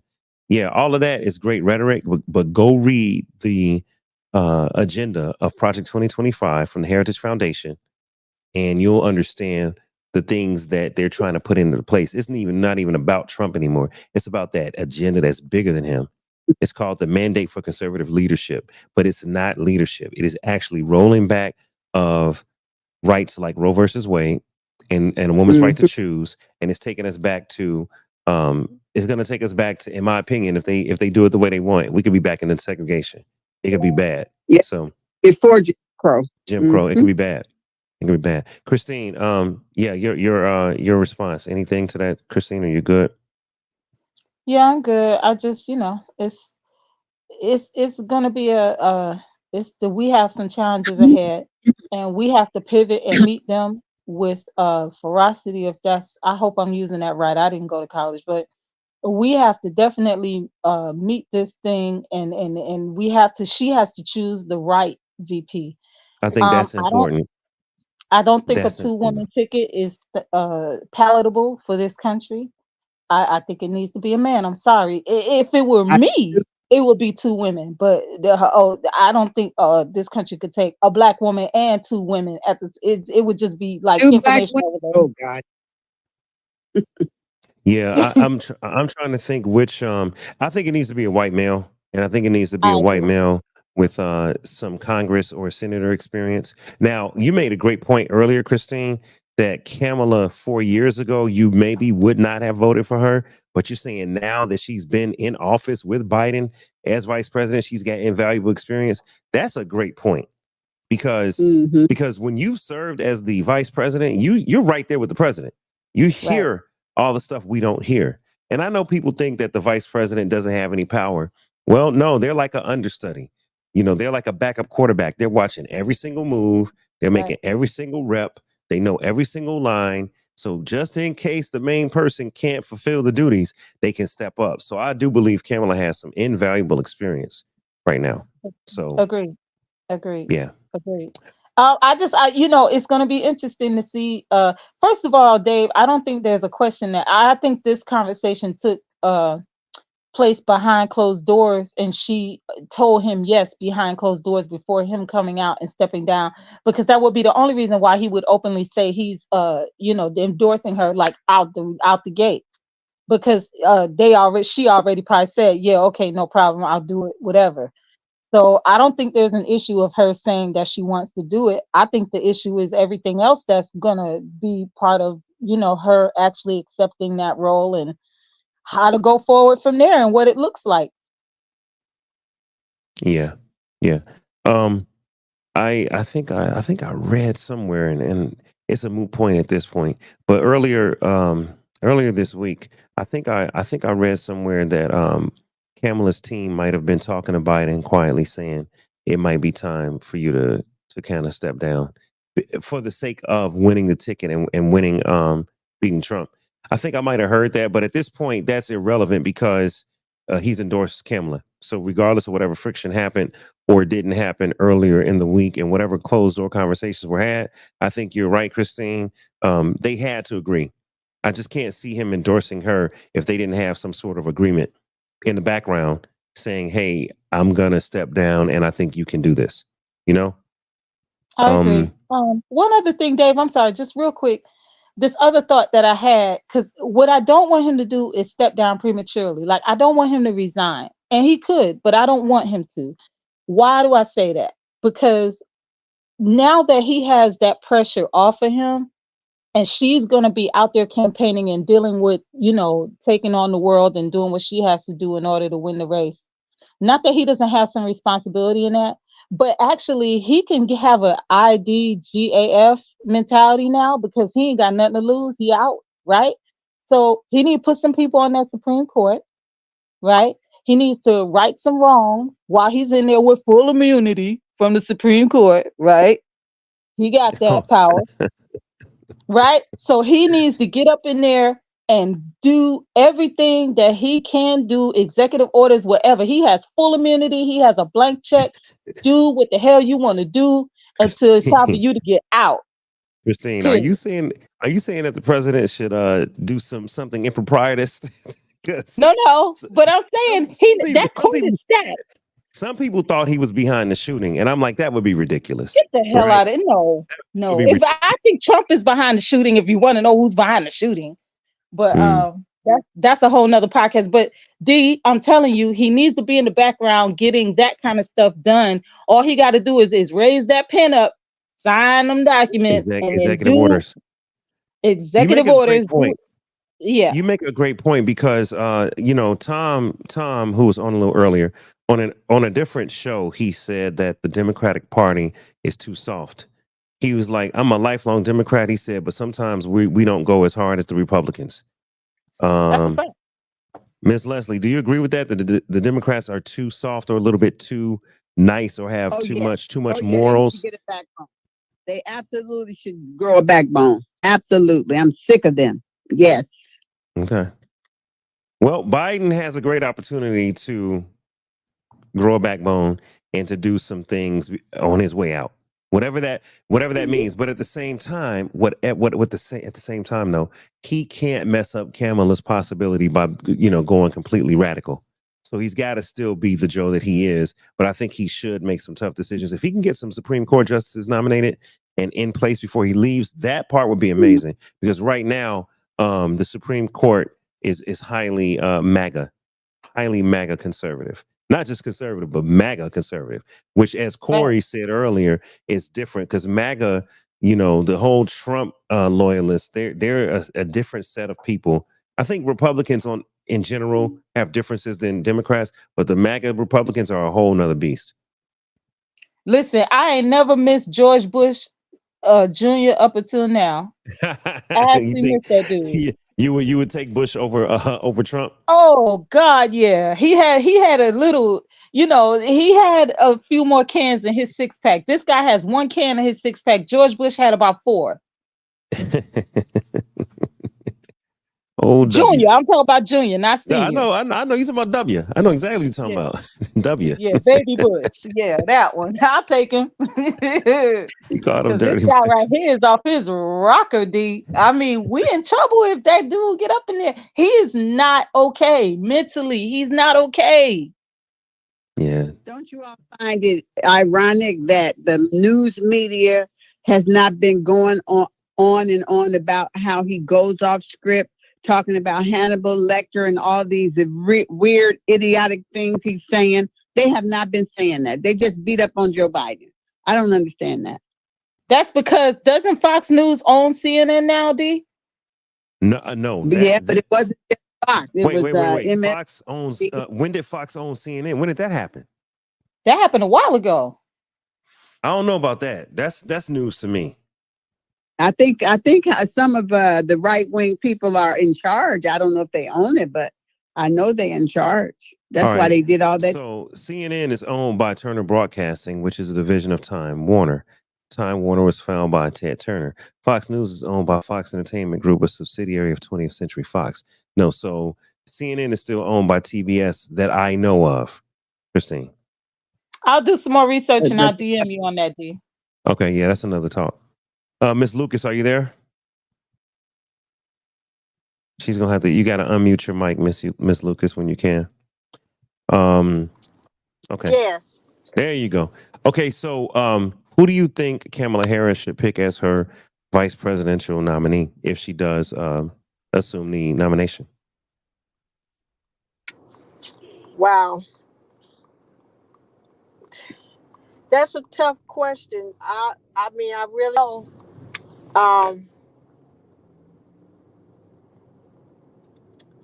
have to think about that one. Did anybody else have any suggestions on that? I mean, I think it's a tough one. It's a tough one, Yeah, of it course. is. It's a very tough one. You know, a lot of people want Michelle, but Michelle's not going to run. She already said that. Oh no, you can't have 2 women. I think you're gonna need a male to get behind that. I just think, with the way people think, I think that's what we're gonna have to have another male somewhere in that mix. I think, David, this is my guess. I think a moderate white man would have a stronger chance. The ticket would have a stronger chance because 2 women or two minorities or LBGQ2 and a woman, or it would be too easy for people to say. Yeah, it would be too difficult. I'm sorry. Yeah, that would be too difficult. The Democratic Party has some decisions to make in the upcoming days because I think the DNC is coming up soon. I know the Republican National Convention just completed, so the DNC is going to be coming up real soon. August. Oh, that's next month. Mm-hmm. Yeah, it's a lot of decisions. And this is why I was not. This is why Joe was having his issues. But this is why I didn't want this to happen, because now we in shambles. I mean, with Joe, at least we knew what we were getting. Now we don't. I mean, we know Kamala Harris, but now we don't know who this other person is going to be. There's going to have to be a whole bunch of people pivoting, and it's going to be a challenge. I'm not going to say it's going to be a ish show because I don't even want to really say that. All I'm saying is Joe Biden could have beat Donald Trump. With his back. Yes. Yeah. He could. Yes. Well, let me say this. I do believe that Joe Biden, on his own merit and his own political record, could beat Donald Trump. Here's the problem. You got to remember, as I said before, white males are going to dominate voting, and white females. We are minorities. We have numbers, but number one, it's hard for us to get out and vote. Number two, how many of us are staying up on the issues? And then number three, you have white males that feel like, hold on, guys. Sorry. I think we're getting another call in. Okay. So we have white males who figure that Donald Trump should have already been in. Like he should have never been ousted, right? And so now they've got to vote. They may not feel that a black woman, a white woman, or any woman is better, is ready to can be better than Trump. And secondly, they might not have felt that a white male with dementia.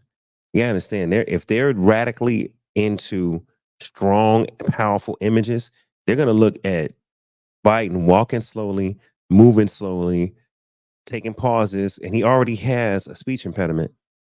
They're going to look at that and say weakness, weakness, weakness. And that's what you heard all throughout the news cycle. Weakness, weakness, weakness. So I do think that Biden could have won on his own political merits, but his health, that's the problem. And as much as I want Biden to stay, I'm being realistic. People out here are saying, and I'm hearing it from black and white Democrats, they're calling for, him to step down because of his health. So we're going to need a strong white male to support Kamala and be the VP. Okay, David, what's your opinion of Gavin Newsom? He's in California. You all know him better than most. Yeah, some people see Gavin as mismanaging the budget because the budget out here is really bad right now. And they're saying it's, misuse of funds and things like that. They thought he did well during COVID, but they feel that the budget is out of whack in a major way right now. So some people are really against Gavin Newsom in California. I'm kind of torn because I don't know what his policy would be. Who is a good white senator? I don't really know. I'll be honest. I've been so looking at Biden. I haven't really looked at other candidates. I've been looking at Biden and Kamala. So I really don't know. I have to do my research. And that's why this is important. Hold on. I see we got someone that wants to join. We only got a few minutes left. So let me bring Dory to the stage. Are you there? Hi, Dave. All right. Hey. Welcome to the show. I know you had some comments. We're going to shut this down in about 8 minutes because we got a 2-hour limit. Give us your take. Are you pro Biden, pro Harris, or are you pro Trump?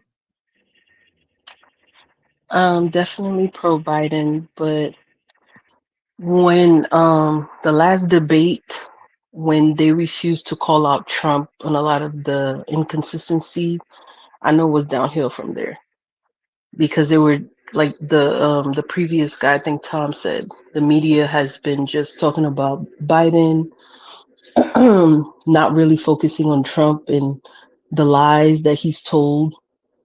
And I feel like him stepping down is a clear path for Trump, unfortunately. It is. It's a clear path for Trump. Why is it a clear path? Because Kamala won't get the votes? Because of what Corey said, the people behind Trump, the fans, the cult that he has behind him, unfortunately, it's a lot. And I don't think she can. I think she'll come close, and obviously, we're hoping. But can you guys hear me? Yeah, we can hear you. Go ahead. We're hoping she wins, but I mean, because of the cult behind him, it doesn't look good. I think if Biden had stayed, the chance would be higher, definitely. I see. Yeah, and that's kind of what I was saying. What I was saying is, listen, white males are going to have a hard time voting for a white male that they feel is weakened because of his health. They're also going to have a hard time voting for a woman, and then they're going to have an even harder time voting for a black woman. So Kamala has the leverage, as Christine said, because she has the experience. She's in office. If Biden stepped down right now and she took over as president, that would be a little tough also, because now she's got to not only run as the ticket, she got to do the job every day, right? Like, so that might be a bit much. So maybe the Democratic leaders thought it was best for her, for Biden to finish his presidency, and then for her to be the nominee instead of being the incumbent. This is going to be interesting. It's going to be interesting, you guys. Let's get some last thoughts around the room before we go. Miss Lucas, anything you want to say before we go, before we close out this topic? Can you hear me? Yes, we can. I just want to say thank you for having this broadcast. I think it's important that people really understand what's at stake here. And it is our democracy, and it hits all levels. I mean, it even gets down to the individual family. You can feel the impact. I mean, Joe Biden has stepped down. I already feel it in my own home. But we are, again, we are going to have to fight. And that's all I can say. We're going to have to fight for what we want. If we want Harris in there, we need to fight to get her in there. And we need to make sure that we are reaching out to people to vote and put her in place if she's going to be the one that's going to run for the Democratic Party for presidency. I agree. Thank you for joining, Miss Lucas. I appreciate you. We'll have you back on whenever you have anything you want to say about politics. I appreciate you. Thank you. Thank you. All right, Dory, anything you want to say before we close it out? Basically a little bit what she just said. I think the Democratic Party needs to rally together like the Republican Party and really vote. And that's the only thing we can do. And you just never know. Trump does have a cult, but you never know if people really get out there and vote. She has a chance, and that's all we can do. And we'll see what happens in the next few months. Okay.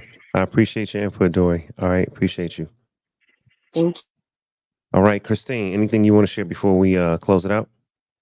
Yeah, real quick. I got a name for you finally, D, for VP. Okay. Adam Schiff. Adam Schiff. What state? He's the isn't he the minority speaker of the House, or he was up there with Nancy Pelosi. That would be Speaker of the House. Yeah. Yeah. No, He was he's a senator. He's a representative now running for Senate in California. Okay. But he was what do you on think the about him? He's okay. I like him, but I don't know. All right. We'll have to take a look at it. We only have 4 minutes, so Christine, close out your comments, and then Miss Leslie. Okay, so real quick, I'm nervous because we all gotta vote. That's it's like, remember when Puffy used to say vote or die? Listen, right now, hear what he's saying. I know he's a criminal in the whole thing, but that little part right there where he said, that's true. Vote or die. Yeah, for real. Okay. Because if you don't forget the George Floyd era, when this man was in office and these cops were getting away with murder, killing our kings in the street, dead in the street. But now you got all these black men talking about they're gonna vote for Trump. Okay, y'all forgot. But listen to what I'm saying real quick. That right there, right? So we all gonna vote, right? It's gonna be close, I think, right? But Kamala's gonna win. Okay, let's just put it out there. She gonna win. Okay. Right, Kamala's but it's going to be win. close. But there's a caveat. It's going to be close. Trump is going to come back and say the vote wasn't legitimate. And if it gets down to the courts, we can't repeat another January 6th. Christine, I gotta cut you off and let Miss Leslie go. We got 30 seconds. Miss Leslie, last thoughts on this. Pray, roll up your sleeves, volunteer, and absolutely try real hard to get everybody you can to join together. We cannot have division. We have to have unity, and people have got to really pull together and put aside differences and keep this man out of the White House, because if he gets in, he'll never give it up. If he gets in, he'll never give it up. All right. I really appreciate you guys for joining. Sorry to cut you off there, Christine. We're really out of time. Okay, you guys. Thank you everybody for joining. Let's keep it locked to Dave Life TV and Dave Life TV News. I want you guys to continue to support us. Follow and subscribe as we cover Joe Biden stepping down and Kamala Harris being endorsed for the Democratic ticket. Man, we got to figure this out, you guys. Democrats got to get it together because right now it seems like we're in disarray. So keep it locked to Dave Life TV and Dave Life TV News. Subscribe, follow, and everything, man, on Instagram, YouTube, and everywhere else. I appreciate you guys. We'll catch you on the next episode.